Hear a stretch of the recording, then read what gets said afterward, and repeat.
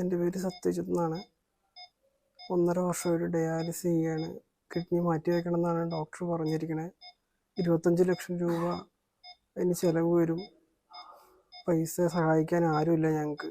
ആ അമ്മയും അച്ഛനും മാത്രമേ ഉള്ളൂ. അവരാണ് കൂലിപ്പണിയാണ്. ഈ വീഡിയോ കാണുന്നവരെങ്ങനെയാണ് സഹായിക്കണം. ഇരിക്കുന്ന വീട് എല്ലാം എൻ്റെ ചികിത്സയ്ക്ക് വേണ്ടി ജപ്തിയായിട്ടിരിക്കുകയാണ്. വേറെ മാർഗമൊന്നുമില്ല. എല്ലാവരും സഹായിക്കണം. പ്രിയമുള്ളവരെ, എല്ലാവർക്കും നമസ്കാരം. അസ്സലാമു അലൈക്കും. ഷജീർ പഴയന്നൂരാണ്.